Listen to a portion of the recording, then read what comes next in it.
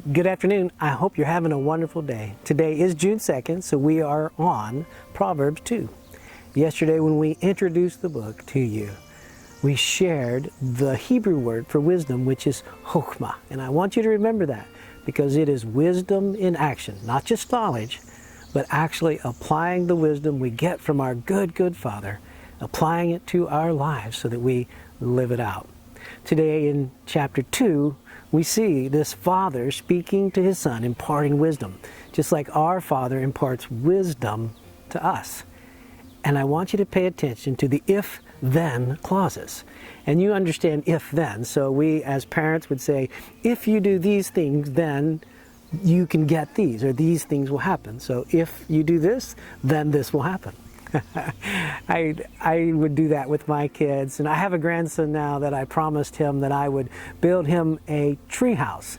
And he lives far away, and so we have to travel to see him. And I only see him a few times a year, and it's often busy and not much gets done. Well, time goes by, and he said, "But Grumps, you promised me you'd build me a tree house."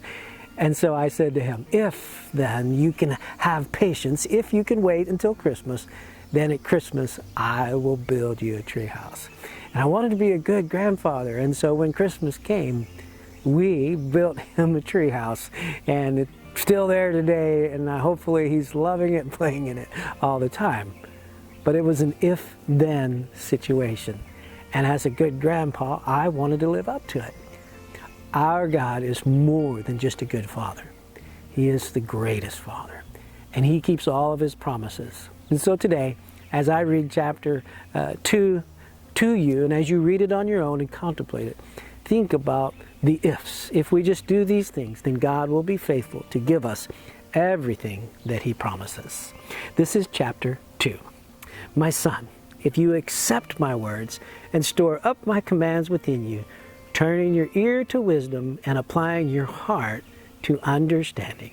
Indeed, if you call out for insight and cry aloud for understanding, and if you look for it as silver and search for it as hidden treasure, then you will understand the fear of the Lord and find the knowledge of God. And for the Lord gives wisdom from His mouth, and from His mouth comes knowledge and understanding. He holds success in store for the upright. He is a shield for those whose walk is blameless. For He guards the course of the just, and He protects the way of His faithful ones.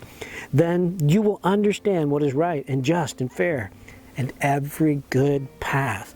For wisdom will enter into your heart, and knowledge will be pleasant to your soul. Discretion will protect you, and understanding will guard you. Wisdom will save you from the ways of the wicked men, from men whose words are perverse, who have left the straight paths, to walk in the dark ways, who delight in doing wrong and rejoice in the perseverance of evil, whose paths are crooked and who are devious in their ways. Wisdom will save you also from the adulterous woman, from the wayward woman with her seductive words, who has left the partner of her youth and ignored the covenant that she made before God. Surely her house leads down to death, and her path to the spirits of the dead. None who go to her return or attain to the path of life. Thus you will walk in the ways of the good, and keep the paths of the righteous. For the upright will live in the land, and the blameless will remain in it. But the wicked will be cut off from the land, and the unfaithful will be torn from it. That is chapter 2. And you see the if clauses. So if we seek His word, then He will be faithful to give us all that He promises in His word.